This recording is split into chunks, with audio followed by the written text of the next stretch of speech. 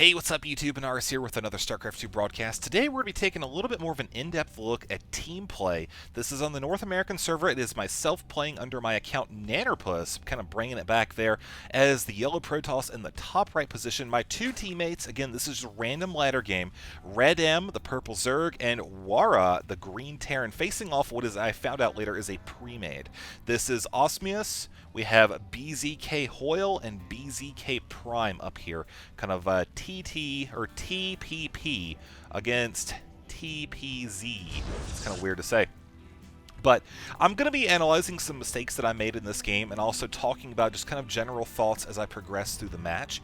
So we're going to see kind of different things from all three players over here, as well as looking at how they react to these guys over here who ultimately... Well, I mean, I'll just go ahead and spoil it for you right now, since this is not one of those like, oh my god, you'll never know who's going to win games. It's, yeah, the pre-made ended up beating us, and I thought this would be, you know, kind of a good thing, a good game rather, to outline some problems that I see, and hopefully you guys can learn from the mistakes that I've point out here. So one thing I want to point out, and yes, I'm going to be pausing this video as we're going through because there's just too much going on in the 3v3 to talk about as it goes. So you see how this team sent out two scouts to the same location over here. While this may not have necessarily been intentional, against the Terran player, you see his reaction is very, very strong. He pretty much has to do this because with these two probes, they can deny this building for so long, and just the fact that this depot should be done by now, the money is piling up, he should be able to drop this barracks, but this is really going to get Wera off to a bad start.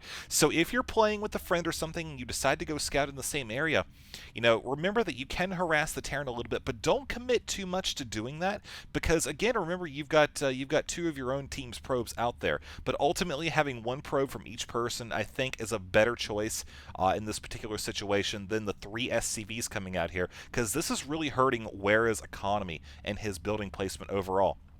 So we'll continue on here as we head up towards my base. You see I have dropped down my gateway. This is pretty much the standard building placement that I do now. Is sometimes even versus a Zerg, just you put the pylon right here and the gateway fits in nice and snugly. And of course you've got the gas as well. The Zerg over here, you see he's starting to build up. Not really sure what he's going to be going just yet, but we will quickly find out. He is sending a hidden drone down away from the scout. I'm going to pause again and point out one mistake that I think he made in doing this. Now we're going to see this probe continue around the base in just a second. This is something that you'll notice happens a lot, pretty much all the time in this level of league play. You're going to have the players scout the entire base. So if you're going to be doing something like this, where you want to kind of have a surprise hatchery or something like that, he's obviously going for some type of low-tier play.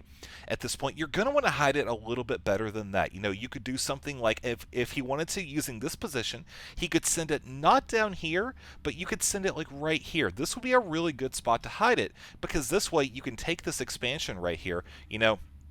I don't think it's going to be too much to ask our Terran player to come up here and drop his command center there, because, you know, the creep's already going to kind of spread out this area. And this way, the Protoss player who has the probe here and is going to be scouting it out in just a second, he won't be able to find things like this. Now, he hasn't seen that the drone went that way. You know, the Zerg player did a good job of sending it down, but look at this. You see, bam, comes down and scouts the base. Sure enough, there we go.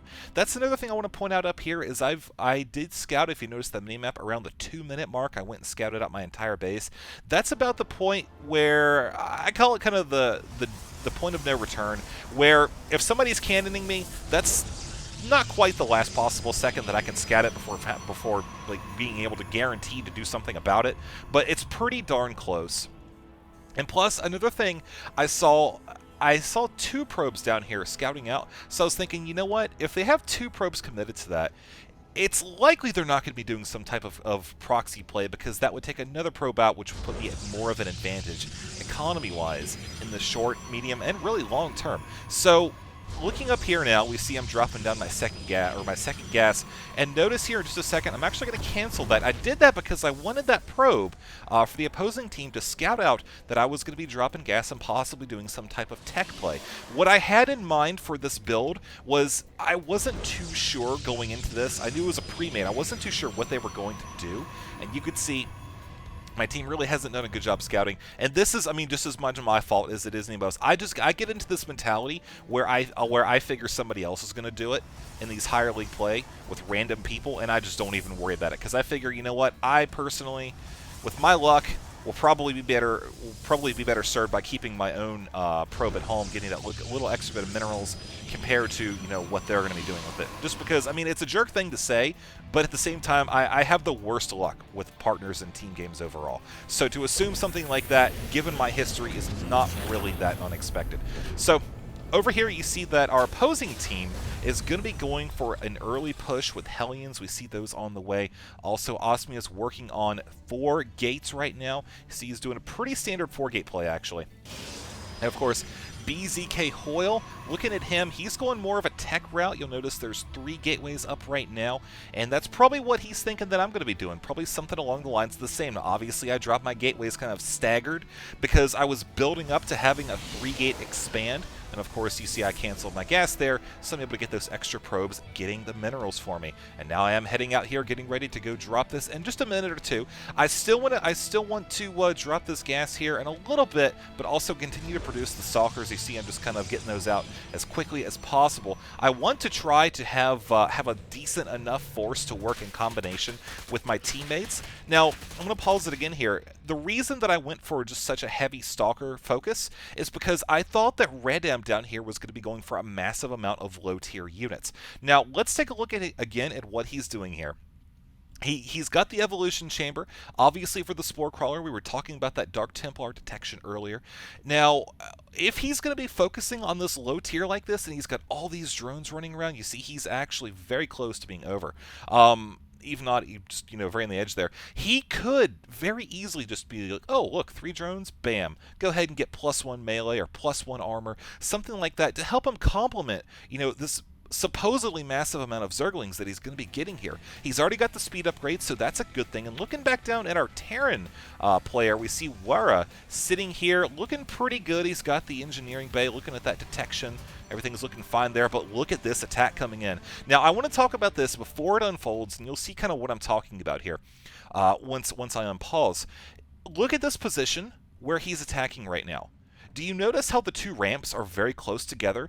This is actually a terrible spot for him to attack right now, because of the fact that his teammate up here, BZK Hoyle, is in such close proximity with his units and his ramp. He will be able to reinforce this base almost immediately, and really at this point in the game, this many Marines, not the best choice. You know, you're not really sacrificing a lot if you just make those Marines, but you look and see that he hasn't done a whole lot else. He has enough money for a command center, and I kind of glanced at his base here, and I'm like, okay, well, you know what, he's got 1 gas, he's got 3 racks, he's probably going to have some add-ons or something like that. No, he does not. So you really need to, if you're going to be doing some pressure like this, you want to try to at least expand off of it or follow up with something, you know, just, this is really not a good idea at this point. So we're going to see this unfold. Sure enough, here comes Hoyle moving down, able to reinforce almost immediately. Now, Wara does a good job trying to, you know, stutter step attack and move into this position, but you see he allows himself to get annihilated. Unfortunately, that's really just how it's going to go. So our Zerg player has knocked off the rocks, and at this stage, I start to notice, you know what? He really doesn't have a lot of Zerglings. We look at this right now, and we see he's got 8 Zerglings despite being 7 minutes in the game. So if you're going to be committing to this type of play, you really want to try to get some more Zerglings earlier on. As really just this situation now is horrible for us. The you know, the opponents know that we're weakened because we lost all those Marines, and we see Wara now is trying to build up, but this is the worst time to do this now, because you see what's happening is production facilities are being consumed by the fact that they're trying to get some add-ons, so they're not producing those much needed units. Now, you know, BZK, that team, and of course their 3rd person over there, they've pretty much just gone for a standard early game push, countering the Zerglings with heavy Hellion play. This is just our direct response to that scouting earlier. And this is, I mean, really, you look and see the units lost so far, and you see that our Zerg player has lost quite a bit. he is going to be working on some more Zerglings here, 22 additional ones at this point in time. But this is such a strong counter to what what our Zerg player has done. He really should switch over and try to do some roaches or something like that, because he's got the infrastructure for it, but he's going to tier 2 right now with no upgrades. I'm not sure what's up with that. But over here, you'll notice that these guys are working on their economy now, trying to get that going. All the while, they're continuing to pressure. What I'm doing is I'm like, okay, I've got some Stalkers, good hit and run units, and I've still got this expansion going. I really want to get some additional gateways up. You see, I've got 2 additional ones right here, and basically just try to get a whole bunch of Stalkers and press these guys back using hit and run tactics. So that's really my only hope at this point, is watching the Zerg player. This is kind of where I got like, oh man, no, really? Because I want to talk about this for just a second here. He has a lot of Zerglings, the ability to produce a lot of those things very quickly, but he's not using the one advantage that he has, and that is mobility. He should not be running down here and doing this, but rather, let's look at the rest of the map for a second. Let's look at BZK Hoyle. What is preventing Zerglings from running up in here? Nothing. What is preventing them from running in here? Nothing. The depot's down. Same thing over here. This base is completely unprotected. When you have such a large force of low-tier units over here like this, chances are the base is going to be susceptible to some type of bust. So, our Zerg player has lost a lot of Zerglings so far to this attack. Up here, Wera is doing what he can, but obviously just the poor timing on those add-ons. If he had flipped it, got those add-ons early, then built up the forces, I think we'd be much better prepared for this. But now I did come down, I noticed that, oh look, you know what? These guys have a lot of sentries. Obviously, they're going to be kind of not going to have a lot in the way of tech for the foreseeable future, because what they've done is they've dumped so much into these sentries. They're going for basically a one-time manipulation, battlefield manipulation play. Now here comes those Zerglings finally. They're finally up here, but again, it's just way too late. You see those Hellions, they're already here on the field. If you look and see, they've got that blue flame upgrade now. So when they come back up, there's really not going to be a lot that our Zerg player can do. So looking back down here at our Protoss assailants, we see they're doing a good job with the force fields, kind of going overboard with those pylons. I think it was just kind of a lulzy type thing. But up here, back at my base, I want to point out I've got still those 5 gateways. I'm working on starting to drop some additional pylons because I want to drop additional gateways down here. And basically, what I'm thinking still is just go with the massive amounts of low tier, because I've just got to get stuff. I like teching right now would be a horrible idea, because I'm looking at this from the perspective that I have got to 1v3 these guys. I'm not going to be able to do that if I bust out 2 more Stalkers and 2 Colossi. That's just not going to work. I've got to have the sheer low tier firepower and damage absorption to take these guys on directly. Fortunately, one thing I'm paying attention to is the energy on the sentries. So when I kind of duck in and try to attack, that's one thing I pay attention to before I go. You'll notice that now I'm moving back down. I've got a couple sentries of my own, and I'm going to be looking to basically pop off some of these pylons. Coming up here and engaging would be a terrible idea, because they would just be able to get a great concave on the ramp, and plus this barracks creates kind of a split for me that I'd have to run up. So you see, he drops a force field, preventing me from going up and assisting my teammate, which really was not on my itinerary.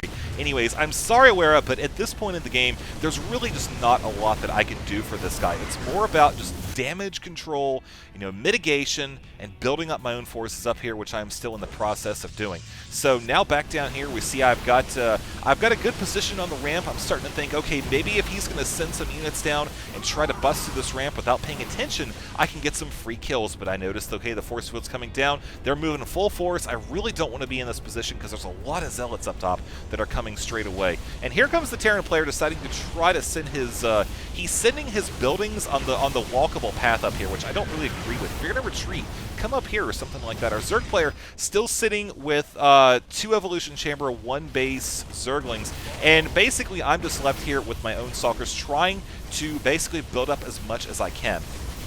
Because I know that we're going to have an assault here very soon. Now, this force field right here, this kind of whole spiel of them, I think ultimately worked out better for me, because you'll notice that they actually have more zealots than I do, and that's pretty much what this whole thing was about. Force fielding the zealots and, giving me a chance to pick off his army, and ultimately I'm coming out ahead in this. They're still going to have the ability to press, and you see they still have some energy as well, and that's one thing I'm keeping track of as we move forward. So we're still going to see these Zealots continue to die off here as these Hellions are running around, basically looking for any opportunity that they can get in here. It's smart that he's keeping those Hellions away. Now, these force fields I dropped, I really didn't have a lot of energy left. You see that I dropped just kind of 3 of them. I think this one was actually his. But what I wanted to do was, I'll pause it here for a second, I wanted to split up his forces and see how they kind of funneled into there, and they're funneling into here. This way I can use the top of the ledge and kind of create a double concave. I've got right here where I can hit these, and I've got right here where I can hit these. So we're going to see this continue to unfold. Finally, the force fields go away, and you'll notice something. Oh my god! I'm actually coming out on top. I'm winning this, like this particular battle. I know that I'm probably still going to lose, but it's all about just getting in there with the practice, and that's exactly what I'm doing this for right now. So I've managed to hold these guys off. Fortunately, the Zerg finally has some roaches on the field, and he's going to be able to finally be able to defend his own ramp and assist with defending this overall area. Now let's take a look back over here at what BZK Prime is doing. You see he's actually about to find a barracks fiesta over here with a fantastic wall off that is going to lead to a very unfortunate situation for our player Wera. Also going for the quick float your command center off of the map build, and looking back over here, BZK Prime going Hellion Siege Tank, just kind of sticking with mech at this point. Really, it's a good transition for him considering the fact that he went for that early mass Hellion opener. Very, very strong play, I feel. That was just a good read overall. Knowing what our Zerg player was doing, he directly countered that, and now he's just building to his own strengths. And that's what you've got to do, man. Especially in team games, you've got to look at what you can do in the battle and use it to the best of your ability. I mean, at this point, this command center, if he's not going to land it, he could at least put it like right here or something, so that way you can kind of go around. But yeah, he just left the game. No big deal there. And, oh, look, he's still got 1 mineral. No, I could have used that to commit the defining thing. Oh, man, those roaches, unfortunately, coming and taking a lot of splash damage there. Now, we see that Ahnaris is going ahead, taking the high yield. These guys are doing what they should be doing, which is basically expanding and containing. Now, these force fields, pretty good. The roaches, you see, only a couple of them were actually lost in that particular attack. But our Zerg player is starting to run out of money up here. The Protoss is beginning to encroach on this expansion as well. I've managed to hold on to this one, and my plan at this point is just to get out Colossi. You see, I'm trying to drop a Forge there as well. The upgrades are extremely late. They should have come earlier, but I don't think I could have put them in too much earlier because I had to dedicate so many resources to the to just getting all those units I was talking about earlier. Now, this is kind of what I was afraid of in the next stage of the game, kind of the mid to late game. We're going to start seeing some tech come out to counter the massive amounts of units that I've got. And again, that's what the Colossi are for, but in addition, the Zealots. And you see I've got the charge upgrade. That's just about complete. I've got the extended thermal lance on the way as well, and I'm just continuing to build more and more Zealots, hoping that I'm just going to be able to run in and catch these guys while they're not sieged up, maybe catch one of the 3 players out of position, because I feel like if I charge in with the tanks unsieged, I can probably handle the unsieged tanks and one other player. You know, this batch right here, I would even dare try to charge that, except for the fact that he has impeccable placement. These siege tanks right here are just almost immune to any sort of attack on my part. And of course, here come the Hellions now running directly into the roaches. Good move keeping these at the top of the ramp, but still, it's just going to be too little too late as our teal player over here gets a little bit of a couple pot shots on him. And here we go now. I've decided to just try to go in and charge. I've got the Colossi trying to take off some shots. The Zealots come in. I split those up at the beginning because I want them to try to take the initial burst. But this was a big problem that I had where my Zealots just kind of funneled in. I did not have good positioning on that attack at all. It was actually really terrible. But still, the thing is, I don't think I would have been able to really come in and do a whole lot more because those siege tanks were so far back, and that was honestly, that was what was on my mind at this point, was just like, F it. 1A, attack, and go. I don't care. This is going to end how it ends, and I'm just going to see how much stuff I can kill. And, yeah, if I was lucky, my ideal thing was to knock off these right here. I knew I wouldn't be able to get to these, but these, maybe if, Ahnaris didn't come up and reinforce quickly enough. But you see that they were on Johnny on the spot with that, and yep, see, that's GG right there. And that pretty much is, but I've just decided, you know what, one final hurrah. I'll bring in as much as I possibly can. I'm going to bring the probes here in just a minute as I've got those. I don't even bother bringing them down because I know that these siege tanks are just going to annihilate them the instant I send them down that ramp. And, yeah, of course, these guys over here, they're just, I mean, they've pretty much handled the game as they should. For them, it was a rather simple game, knocking out 2 people. And you see, here come the probes now. This is pretty much just my attempt to dump my resources, which you see how it's very gas-heavy at that point, and just do kind of like final hurrah as the roaches move down. The drones come as well. We see that they are going to be pretty much just getting the snot blown out of them. I don't even know if drones have snot or not, but either way, it is a very painful experience for us both. So that's going to be it for this game, folks. I hope I kind of pointed out a couple useful bits of information. Again, I realize, and I know there's going to be some guy that's like, oh, Ahnaris, why are you posting this? You're not Grandmasters. Well, I know that, but just because I'm not Grandmasters doesn't mean that I'm not able to at least analyze my own gameplay from a player of my own level's perspective and provide at least some useful tips. I don't really think too much of what I said here can be wholly terrible. But anyways, if you did enjoy it, please consider subscribing and also helping me speak better. Apparently I can't do that either. And if you want to see more games like this, let me know. I'm going to be doing more 1v1s here as soon as I'm more comfortable with playing. The reason I'm doing a lot of team games, I don't know if you saw the live stream or not, which, by the way, I do live stream now if you want to check out the link below in the video description. I might not necessarily be live streaming when this video goes up. I'll probably be at work, but still, you can bookmark it, subscribe to it, whatever you want to do, and check that periodically. I've been doing more team games because I'm really rusty right now. I have not played 1 versus 1 since like literally October. It's just been a very long time, and so some things here I've noticed. You know, didn't scout enough. Needed to get some observers from the mid game. Should have got upgrades quicker. Those are things that I think I did wrong. Expanding when I did, going the low-tier units, trying to stave off what was pretty much the inevitable considering the teammates. You know, I think that was pretty much as right as it could have been. But all in all, there were GGs had after the game, and everybody agreed that it was a good match. So thank you for watching. I hope you enjoyed it. Again, leave a comment down below. Let me know if you want me to continue this series, and I will see you in the next video. Right, almost forgot. I'm going to show you guys the charts, graphs, and all the funsy things. Now, you'll have to forget this battlecruiser. He just kind of gets in the way of my menu. I don't know how to fix that. But, yeah, this is the army value graph. You could see where it kind of pops off there. Things kind of going pretty sour until this point. Then it kind of, you know, obviously ends abruptly. But looking at the resource collection rate, you see, again, pretty good at the expo, managing to top out there for a little bit, but unfortunately falling down. The build order, that's units.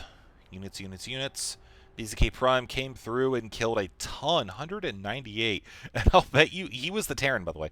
I'll bet you like half of those were, actually 3/4 of those were Zerglings. Zerglings and probes from the final assault. Economy breakdown. Take a look at that real quick. And then finally, we have the score summary. So overall, GG. And yeah, that's all I got. BZK Prime was really nice about it. I sent him a message at the end. I was like, oh, God, premates get me every time. And he said I did real well, which made me very happy. So, good guy BZK Prime, ladies and gentlemen, right here. That's it for this video. I will see you in the next one.